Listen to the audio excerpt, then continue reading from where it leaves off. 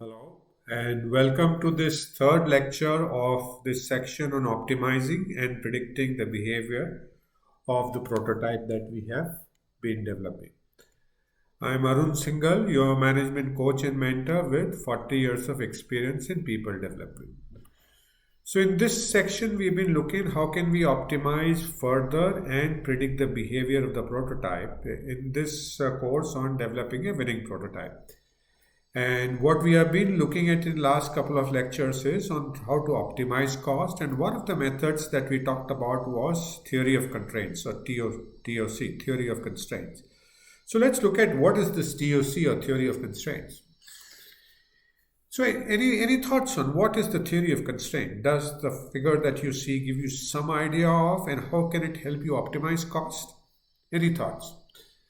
So theory of constraint basically consists of 5 steps to optimize throughput through a system, a production system primarily, and optimize cost because invariably the production system does involve a majority of the large companies and even mid-sized companies a lot of capital investment, and the capital investment is expensive because it causes if you do not optimize the production through that capacity of the production system, more and more unit cost is burdened by the depreciation and the interest from that capital cost.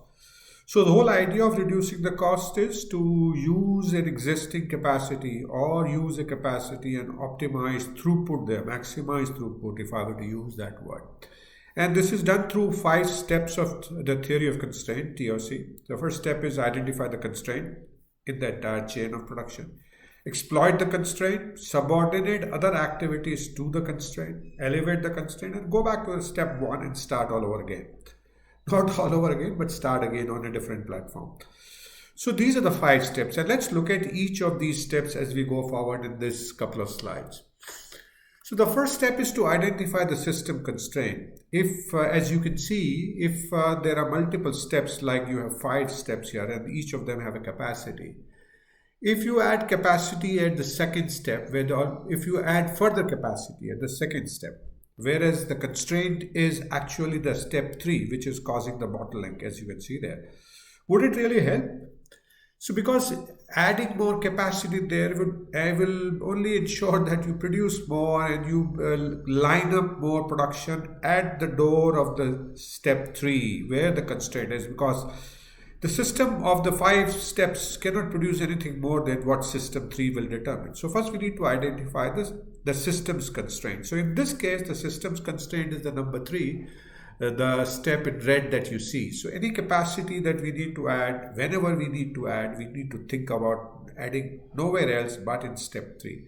Adding in 1, 2, 4 and 5 is really meaningless because that's not going to add any productive capacity of the whole system.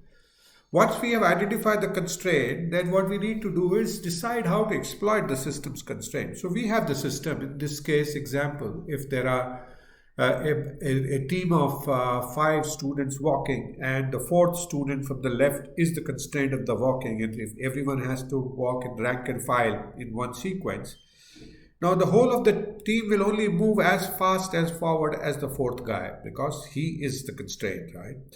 And whereas if the 1 and 2, which is in the front, move further around, it doesn't help because the whole team will remain where it is, determined by the little fat guys, we can say that here. So once we've identified that constraint, so we need to we need to exploit the system's constraint. In this guy, the fat guy.